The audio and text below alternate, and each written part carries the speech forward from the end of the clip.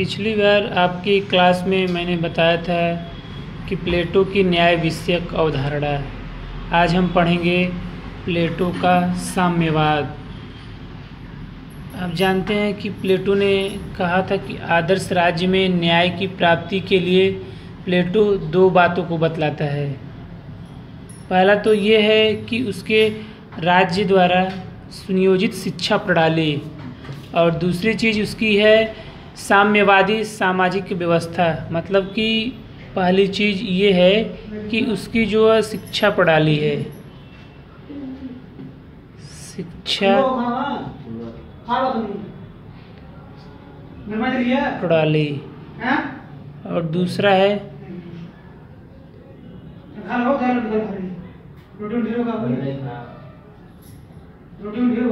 साम्यवादी सामाजिक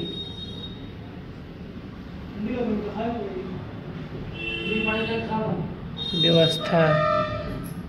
तो जो है प्लेटो के विचार से एक समुचित तथा स्वस्थ शिक्षा प्रणाली, इसमें ये शिक्षा प्रणाली जो है, जो इसकी प्लेटो की शिक्षा प्रणाली है, ये केवल अभिभावक वर्ग के लिए है।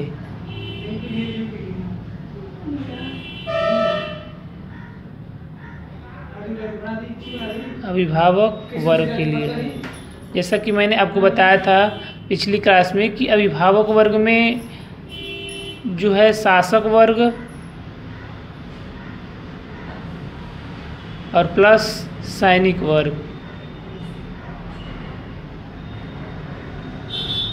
वर्ग, ये दो लोग आते हैं।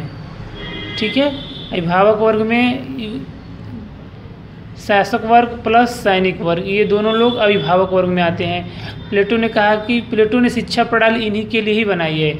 जबकि आप जानते हैं कि तीसरी जो वर्ग था वो था उत्पादक वर्ग, इसे हम सेवक वर्ग भी कहते हैं।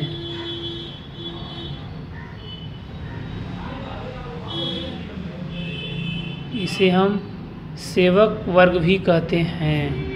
ठीक है, तो प्लेटो ने शिक्षा की प्रणाली जो बनाई, अपनी शिक्षा प्रणाली, इसमें इसने उत्पादक वर्ग सेवक वर्ग को शिक्षा से वंचित रखा है। उसने केवल शिक्षा को सामाजिक व्यवस्था बनाए रखने के लिए शासक वर्ग प्लस सैनिक वर्ग को ही अभिभावक वर्ग को माना गया है, मतलब इन दोनों लोगों को। ठीक है, कभी कभी हमारे एग्जाम में आ जाता है कि प्लेटो ने अभिभावक वर्ग किसे माना है, तो हम तीन वर्गों में जो हमने तीन वर्ग हैं हमारे, उसमें हम शासक वर्ग और सैनिक वर्ग को ही अभिभावक वर्ग मानते हैं। ठीक है, और ऐसा प्लेटो ने इसलिए किया। और दूसरी जो चीज़ थी उसमें एक सामाजिक साम्यवादी व्यवस्था, ये केवल अभिभावक वर्ग के लिए ही है। ऐसा उसने इसलिए किया क्योंकि प्लेटो को ये लग रहा था कि बिना साम्यवाद के एक अच्छे आदर्श राज्य की स्थापना नहीं हो सकती है। प्लेटो ने एक स्टेटमेंट भी दिया है। स्टेटमेंट ये दिया था कि साम्यवाद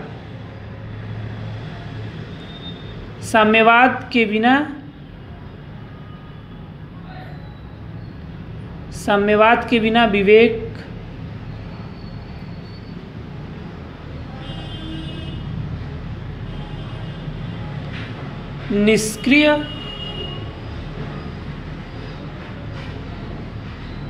निष्क्रिय हो सकता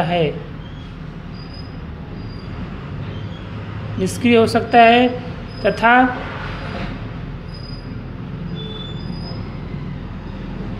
क्षुधा रक्षक को भेड़िया बना सकती है।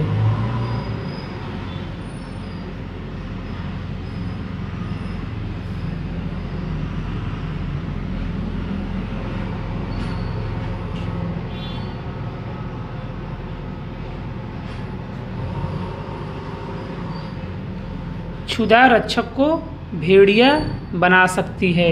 ये प्लेटो का एक इम्पोर्टेंट स्टेटमेंट भी है।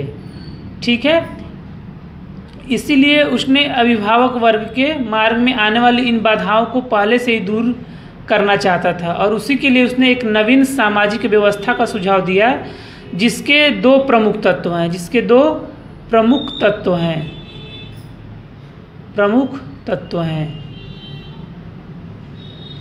इसमें पहला है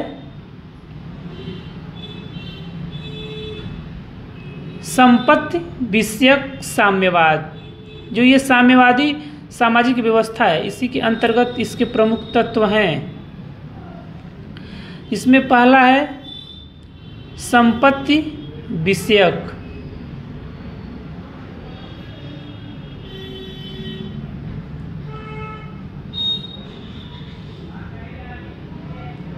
संपत्ति विषयक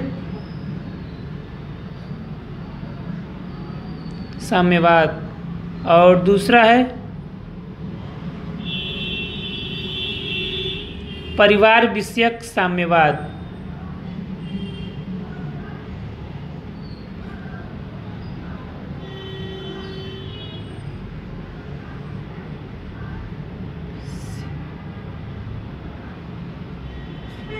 परिवार विषयक साम्यवाद, ठीक है। तो जो इसने साम्यवाद दिया, इसमें केवल ये साम्यवाद मैंने पहले बताया था कि इसने ये भी अभिभावक वर्ग के लिए ही है, ठीक है। ये भी जो साम्यवादी सामाजिक व्यवस्था है, ये भी अभिभावक वर्ग के लिए ही है, जिसमें दो प्रमुख तत्व हैं, ठीक है। तो प्लेटो के साम्यवाद की एक सबसे बड़ी विशेषता यह है कि उसके द्वारा जो साम्यवादी व्यवस्था को अपनाने का सुझाव दिया गया था, वो राज्य की समस्त जनता के लिए नहीं है, वह केवल ये अभिभावक वर्ग के लिए ही प्लेटो ने बनाया। मतलब कि शासक वर्ग और सैनिक वर्ग के लिए, जो तीसरा उत्पादक वर्ग है, इसके लिए उसने नहीं बनाया है, ठीक है। और सबसे बड़ी बात ये कि प्लेटो के द्वारा जो साम्यवाद को अपनाया गया था, वो मार्क्स की भांति, जो इसके पहले जो बाद में प्लेटो के बाद कार्ल मार्क्स ने भी मार्क्सवाद को अपनाया था, साम्यवाद को अपनाया था, लेकिन ये मार्क्सवाद की भांति आर्थिक नहीं है, ठीक है। जो प्लेटो का साम्यवाद है, प्लेटो का साम्यवाद है, यह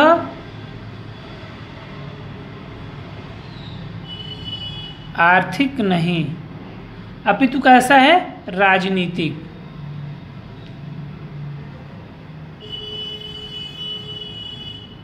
अपितु यह राजनीतिक है, ठीक है।